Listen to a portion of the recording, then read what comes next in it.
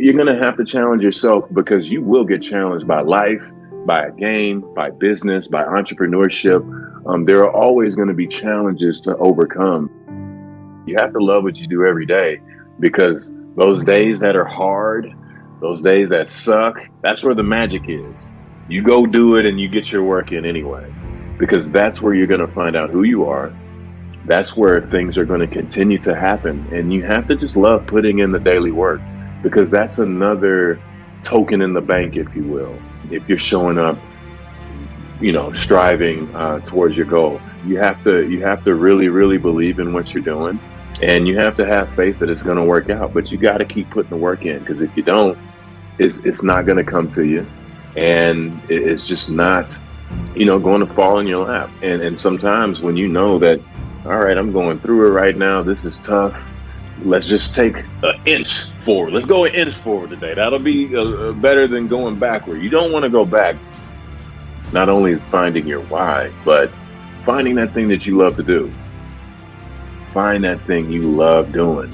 Because when you get to the why, having a love for something from the beginning, that's a great why. That's a great start right there. And then you can build on top of that. Because if you're not really loving what you're doing, and then when it comes to the why, you'll kind of fall short a little bit, or you'll struggle. And more so, I want to challenge people to think about those things. Why are you doing this?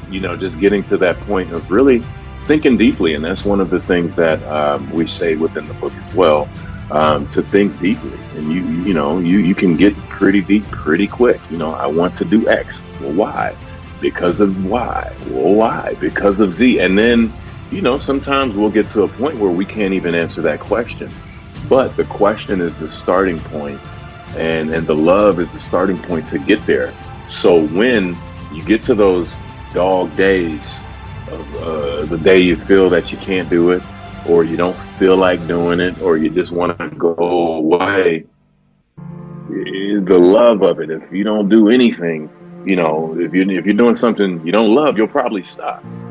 Or when it's time to push yourself a little further, you might not scrape everything. You might look at it, but you might not scrape the depths.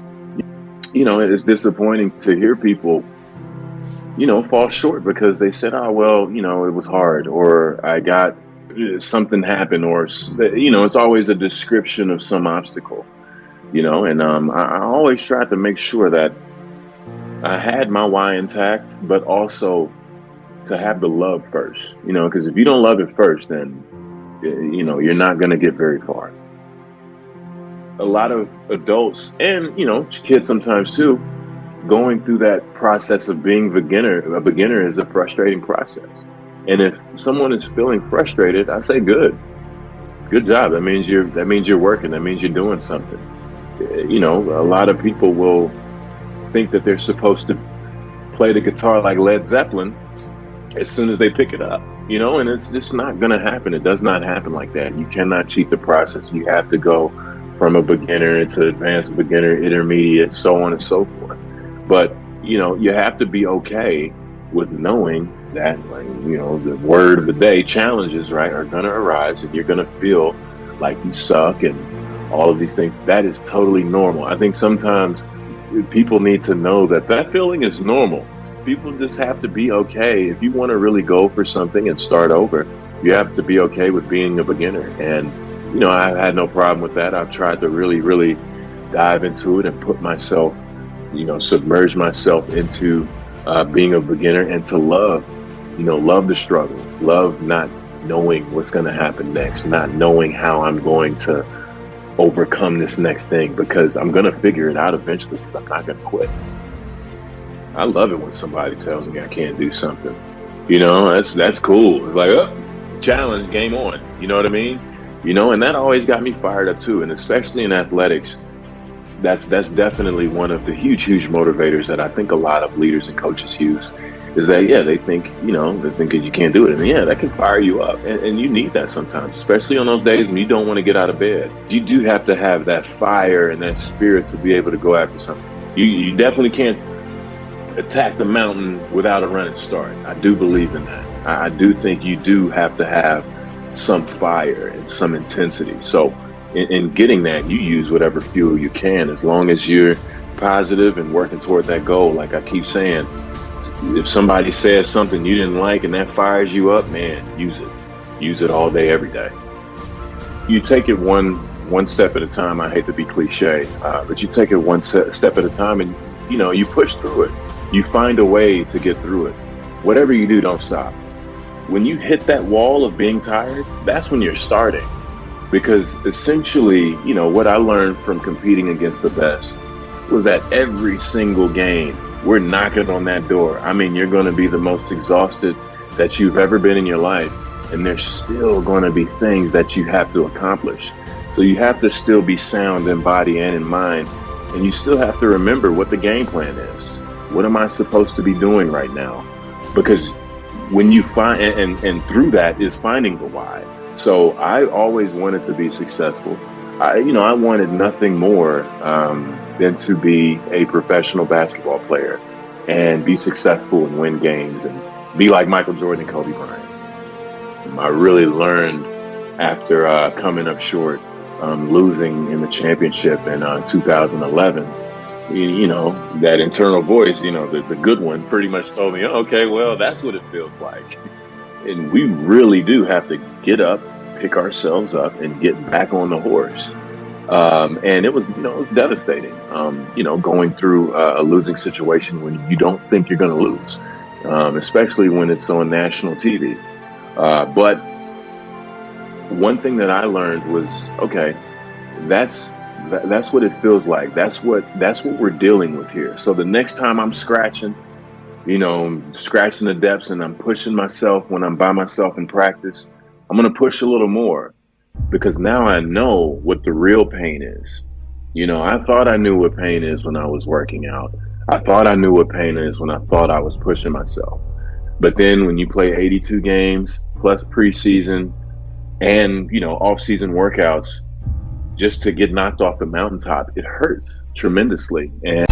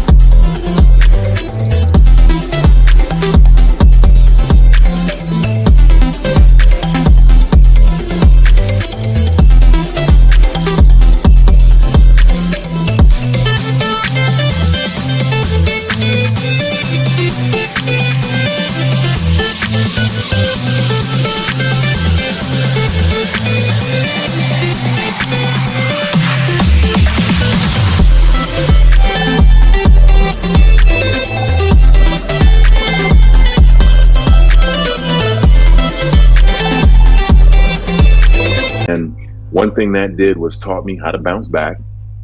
But, it toughened us up a little bit. And we were okay and ready and willing to put the correct work in.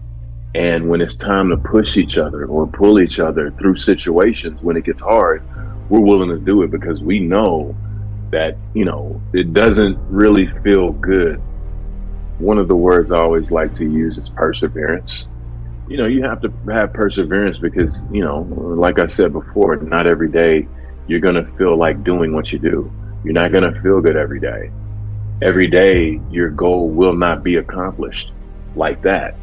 We're going to spend a lot more days working than we are celebrating.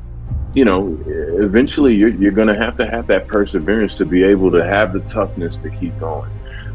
I've seen so many people stop, and then the best analogy was kind of, have you ever seen the races where the guy or the girl is running and they look at the crowd and they're doing this, and somebody's right behind them and catch.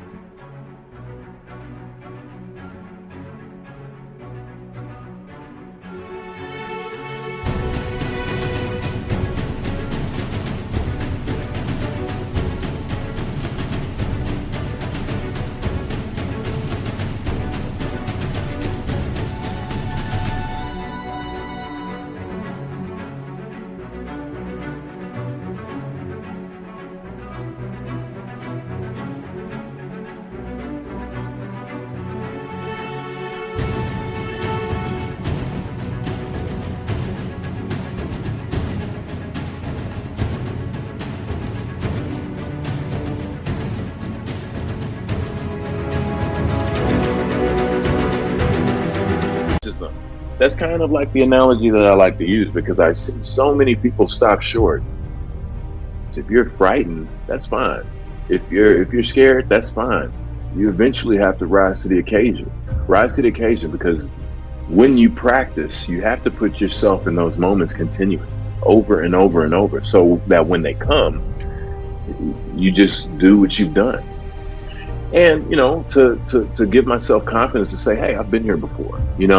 I know what this is going to be like. I'm going to give my best. This is why I put the work in time after time, day after day, night after night.